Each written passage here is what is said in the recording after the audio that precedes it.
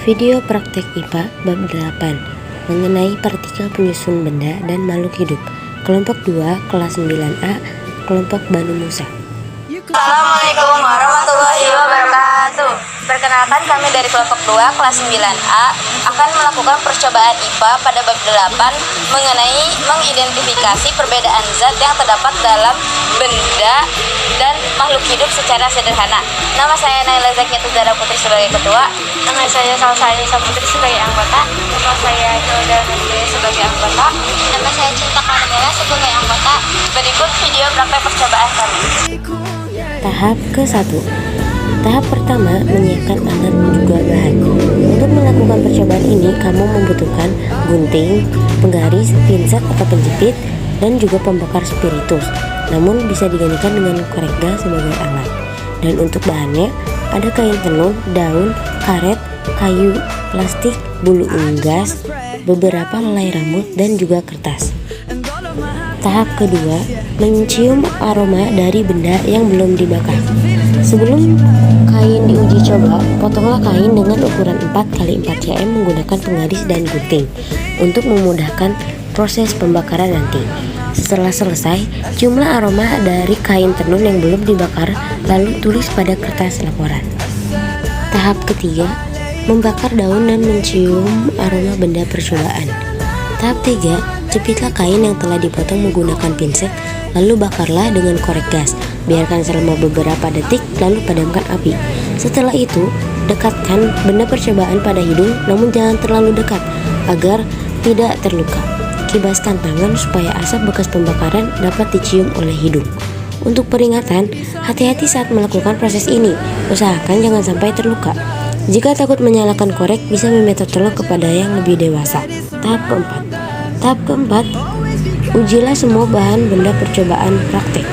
Mulai dari semua bahan yang kita siapkan, yaitu ada daun, karet, kayu, plastik, bulu unggas, beberapa helai rambut, dan juga kertas, hingga semuanya telah mendapatkan hasil laporannya.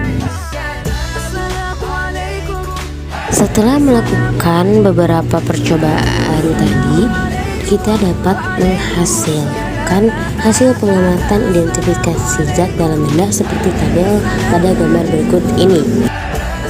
Pertanyaan nomor 1. Apakah tiap-tiap benda jika dibakar menghasilkan bau yang berbeda-beda? Jika ya, jelaskan mengapa hal tersebut dapat terjadi. Setelah melakukan percobaan dan juga diskusi bersama kelompok, dapat kita simpulkan bahwa ketika benda dibakar akan menyebabkan zat-zat yang terkandung di dalamnya berubah menjadi zat lain. Terbentuknya zat baru tersebut ditandai antara lain oleh warna dan bau yang berbeda. Dengan kata lain, bila bau yang kamu cium berbeda, berarti kandungan zat yang ada dalam benda tersebut juga berbeda. Bahan-bahan yang berbeda terdiri atas senyawa-senyawa dan juga unsur yang berbeda. Pertanyaan nomor 2. Apakah bau rambut dan bulu unggas yang telah dibakar sama? Mengapa demikian? Ya, rambut dan bulu memiliki bau yang hampir sama ketika dibakar. Hal ini disebabkan kandungan bulu unggas dan rambut yang terdapat keratin.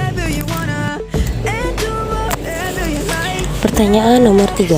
Apakah bau kertas dan bau kayu yang telah dibakar sama? Apa unsur yang terkandung dalam bahan tersebut? Kertas dan kayu memiliki bau yang hampir sama ketika dibakar. Hal ini disebabkan karena adanya zat selulosa yang terkandung dalam kedua bahan tersebut. Dan dalam kayu terkandung zat selulosa serta lignin, sedangkan kertas hanya mengandung zat selulosa saja. Pertanyaan nomor 4. Apakah bau plastik dan bau daun yang telah dibakar sama? Apakah zat yang terkandung pada kedua bahan tersebut?